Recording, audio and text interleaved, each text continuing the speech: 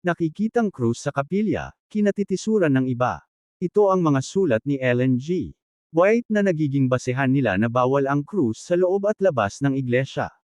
First, The Great Controversy p. 568 Standard Edition, Papacy placed crosses upon their churches, upon their altars, and upon their garments.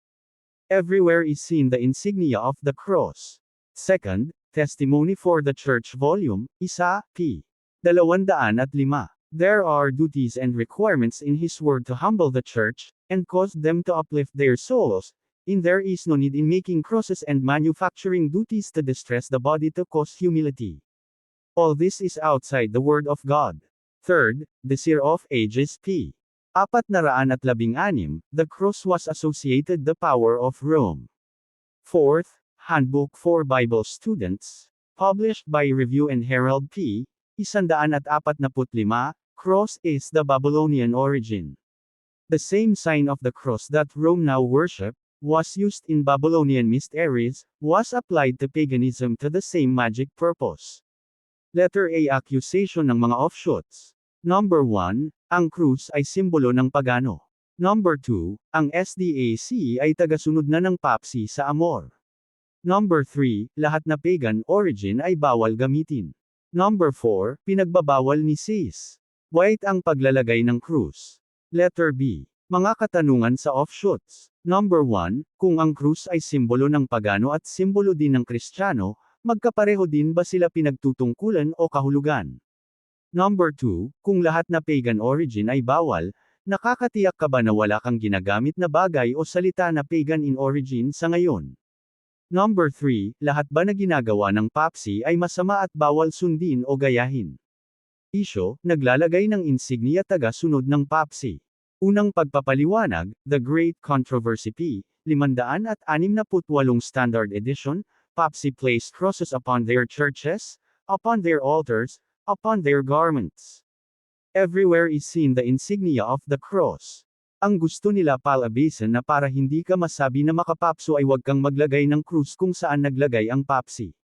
Paano kung ang nakasulat ay ganito? Papso place money upon their wallets, upon their pocket, upon their cabinet, and upon their drawer. Everywhere is seen in the house. So hindi ka na rin ba maglagay ng pera sa wallet at kung saan-saan para hindi ka masabing makapapsi? Kahit sa common sense ay hindi papasa ang ganitong argumento.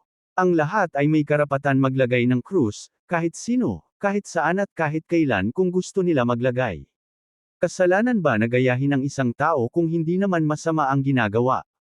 Paano kung nagkataon lang na pareho? Ang ginamit na quotation ay hindi buo ang diwa. Ito ang karugtong, everywhere is outwardly honored and exalted. Ito ang tunay na kahulugan ng sulat na ang sambahin mo at itaas ang isang bagay gaya ng krus na may paniniwalang kapangyarihan laban sa dyablo ay hindi kaaya-aya sa harapan ng Diyos. Only Papacy and his members are doing this. Nanampalataya sila sa krus na literal na magbigay sa kanila ng kapangyarihan laban sa masasamang elemento at sa demonyo. Kaya, nila hawak-hawak ito palagi o di kaya isinusuot upang pantaboy sa masamang espiritu. Ito ang ating mababasa. Discourses on the Apostles' Creed p. 17 by Reverend Clement H. Kroc, state that Satan had no power over the cross, nor over any object which the sign of the cross has been traced. It is the Christian's strongest and the most powerful weapon against Satan. Ito ang dahilan kung bakit sila naglalagay ng literal na krus sa kanilang simbahan, sa damit, sa kwentes at nagsa-sign of the cross pa dahil sa kapangyarihan raw nito. Ang tanong, ito rin ba ang paniniwala ng mga Seventh-day Adventist Church? Of course not.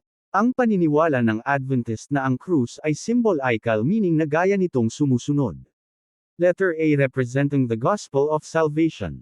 Letter B. Emphasis of Christ's sacrifice. Letter C. Commemoration of Christ's redemption. Kung puputulan natin ang pagbasa, magkamali talaga tayo sa pagkaunawa, ngunit kung ipagpatuloy mo pagbasa makikita mo ang tunay na diwa.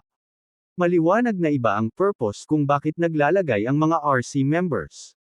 Ito ay para itaas, sampalatayanan at sambahin ang krus. Samantala, wala kang makikita sa mga SDA na sumasamba sa krus o nagsa-sign of the cross.